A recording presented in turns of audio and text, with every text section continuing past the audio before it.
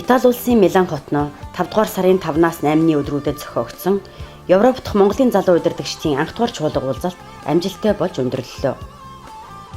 Өнөөдөр Милан хотноо Монголын залуу удирдагчдын Европ төвийн чуулга уулзалт анх удаага зохиогдож байна.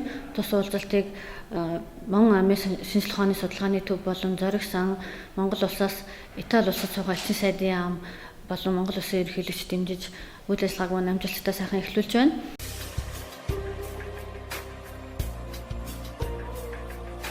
Тус чуулганд нийт Европын 14 орноос 20 гаруй оюутан сонгогдсноос Болгараас 3, Англи, Турк, Чех, Италиас тус 2, Швейцар, Австри, Бельги, Орос, Польш, Герман, Франц, Швед, Португал улсуудаас тус 1 оюутан.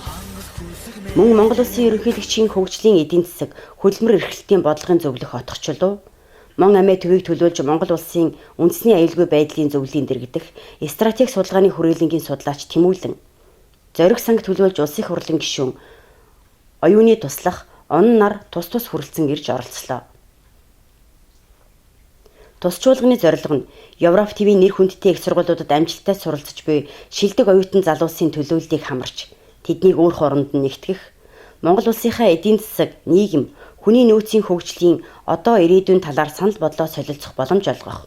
Мөн Италийн нэр хүнд бүхий ихтэй сургуулиуд эдийн засгийн түлхүүр салбаруудын төлөөлөл болох технологи, загвар, санхүүгийн байгууллагууд аж үйлдвэрийн газруудтай танилцуулан холбож өгөхөд оршиж байсан юм.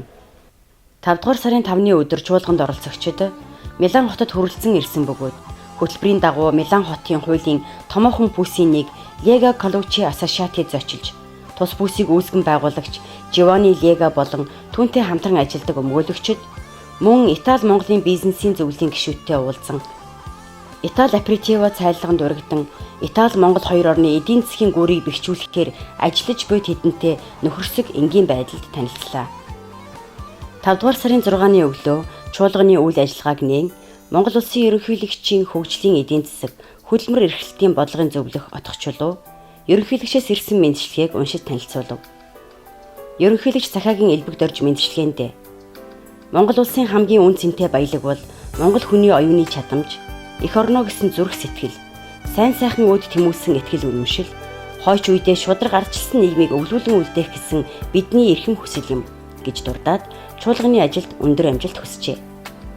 Мөн Монгол улсаас бүгд найрамдах Итали улсад суугаа элчин сайд Инх сайхан, Монгол улсаас Бельгийн Вант улс, Европын холбооны дэргэд суугаа элчин сайд Баттүр мэндчилгээг уншиж сонирдуулсан юм. Бидний төсөөлөл Монголын ирээдүй 2030 сэдвт чуулганд оролцогчид өөрсдийн сурч буй мэргэжлийн дагуу зохих сэдвүүдийн хүрээнд тус бүр 5 хүний бүрэлдэхүүнтэй 4 багт хуваагдаж илтгэл тавьж хэлэлцүүллээ.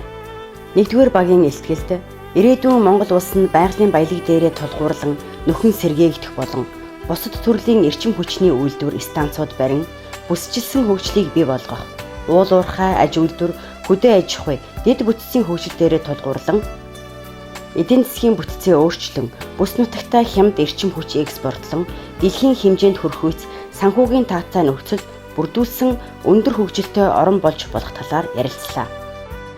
Милан хот зохион байгуулагч одоо залуучуудын залуу лидерүүдийн цуглаанд оролцож байгаа баяртай байна. Тэгээд манай баг болохоор эдийн засгийн чиглэлээр 2030 оны Монголын төсөөллийг бичсэн, бишиг танилцуулж ярьсан. Тэгээд энэ дотор болохоор манайх үйлдвэрлэлийн салбарыг жижиг дунд үйлдвэрлэлийг хөгжүүлэх нь Монголын инфляц ажилгүйдлийг бууруулах, тэр дундаа орлогын ялгааг бий багасгахад хэрэгтэй юм гэсэн тэр санаа гаргаж дэмжижсэн. Тэгээд энийг бол одоо Италиас бол олон туршлагад судалж одоо Италийн гадаадын хөрөнгө оруулагчид худалдаа хийж байгаа хүмүүсээс тэрийг нь сонсч сурах нь бидний хувьд бол одоо асуун дэх хажууд бүтэлтэй байлаа. Дараагийн багийн илтгэлээс гарч ирсэн сонирхолтой санааны нэг нь 2030 онд Монголын хүн амын цонх нэгдэх буюу өөрөөр хэлбэл хүн амын дийлэнх хувийг залуучууд хөдөлмөрийн насныхан эзлэх ба энэ үеийг алдалгүй ашиглаж чадвал ирээдүйдээ өндөр хөгжилтэй орн болох боломжтой гэдгийг бусад орнуудын жишгтэй харьцуулан ярилцсан явдал байлаа. Түүнчлэн аялал жуулчлал, тэр тусмаа экотуризмыг хөгжүүлэх, жижиг дунд үйлдвэрлэлийг дэмжснээр шинэ ажлын байруудыг бий болгон ажилгүйдлийг багасгах, нийгмийн хамгаалал, даатгалын системээ төгөлдржүүлж, дэлхийн дундаж эдийн засгийн түвшинд хүрсэн орон болж болох талаар санал бодлоо солилцов. 3 дугаар баг Монгол улсын соёл боловсрал, эрүүл мэндийн салбарын өнөөгийн байдал болон цаашид яаж хөгжүүлэх талаар ярилцав. Үүнд даяарчлагдсан буй дэлхийн улс орнуудын хөгжлийг тухайн улсын хүн амын дундаж наслалт, эрүүл чирэг өрсөлдөх чадвартай ирэг дээр нь тодорхойлдог аваас 2030 оны Монгол улсын эрүүл мэндийн салбарын хөгжил нь Монгол хүн бүрийн эрүүл сарвал, урт удаан наслах, эрүүл зохистой орчинд амьдрах, чанартай, түргэн шуурхай, тэгш хүртээмжтэй эрүүл мэндийн үйлчилгээг хүртэх бололцоог хангасан байна гэж үзлээ. Соёл боловсролын салбарын хүрээнд ерөнхий боловсролын сурагчдад дэлхийд дахины хэл болох англи хэлийг өндөр түвшинд эзэмшүүлэх, ихдээд сургуулиудад барууны өндөр хөгжилтэй орнуудын сургалтын системийг нэвтрүүлж, дэлхийд хүлээн зөвшөөрөгдсөн чанартай боловсролыг Монголдо олгож, гадагшаа урссан урсгалыг таслан зогсоох, үндэсний зан заншил, өв соёлоо хайрлан хамгаалж, мартагдаж үгүй болохоос сэргийлэх. Мөн Монгол бичгээ ерөнхий боловсролын сургуулийн үндсэн хичээлүүдийн нэг болгон оруулах нь зүйтэй гэсэн талаар санал хэлцэгдлээ. Монгол улс нь дэлхийн эрх чөлөөт орнуудын судалгаанд статус фри орн болох тухай 4-р баг илтгээд энэхүү хүндтэй үүргийг гүйцэтгэж ардчлалаа хамгаалахад бидэнд учирч буй бэрхшээлүүдийн талаар мөн цаашид бус нутагтаа манлайлахын тулд эдийн засгийн өндөр өсөлтөнд хүрэх нь нэн чухал бөгөөд Монгол улсын маань энэ тэргүүний зорилт юм гэдэгтээ залуус маань санал нэгдлээ. Хилцүүлгийн дараа чуулганд оролцогчид Итали улс салбартаа нэгт ордог, Европ төвдөө 3-т ордог, дэлхийд дахинаа нэр хүнд бүхий Intesa Sanpaolo банкар зочилсон бөгөөд мөн Милан хотын Metropolitana Milanese компанийн газар доорх болон хот хоорондын хурдан тээврийн сүлжээний зөвлөг буудал, ус суваг шугамын газрын нэгдсэн хяналтын төв болон тус хотын ундны усны болон бохир ус цэвэршүүлэх хамгийн орчин үеийн технологиор баригдсан төвүүдээр зочиллоо.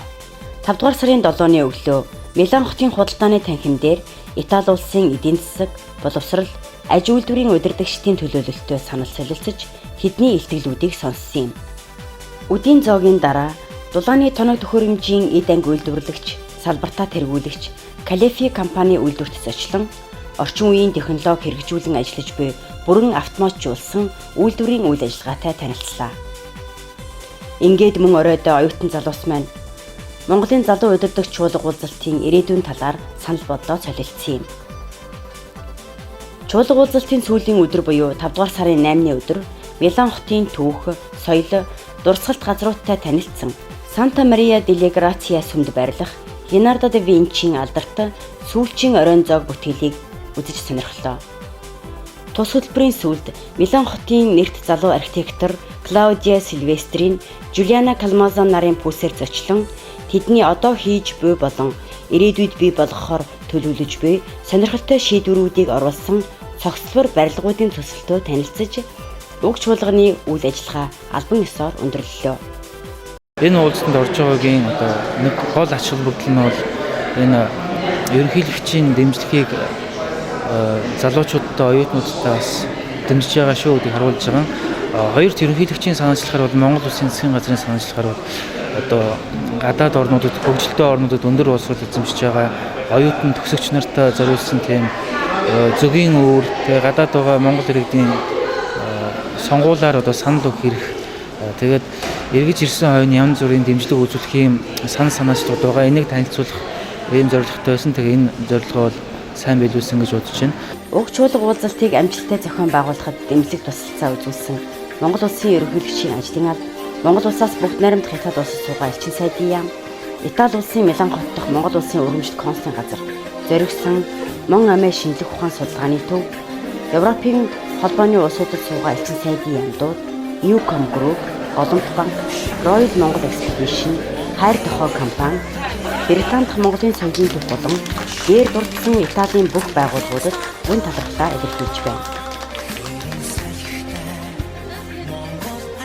Ийхүү Монгол улсын ирээдүйн хөгжлийн төлөө нэгэн хүсэл эрмэлзэлтэй хэдийгээр төв алгасан сурч байгаач сурсан мэдснээ их орондоо зориулах чин хүсэлтэй эх орноо хайрладаг, өв уламжлалаа хүндэтгсэн оюутан залуус, зохион байгуулагчид, хүрэлцэн эрдэм төлөөлөгчд маань харилцан санд болгож чөлөөтэй солилцож, цаашид холбоотой байж эх орныхоо төлөө хамтран ажиллах суурийг тавилаа. Чуулганд оролцогч залуус маань одоогоос 20 жилийн дараах Монгол улсын хөгжлийг өөрсдийн салбарынхаа хүрээнд өөдрөгөөр харж, даяарчлагдсан буй дэлхийн улс орны хөгжлөөс хоцрохгүй, түүнтэй өрсөлдөх хүс чадвартай улс орон болгоход гар бие оролцсон гэсэн чин сэтгэлийн итгэл өвөрлөн буцацгаалаа.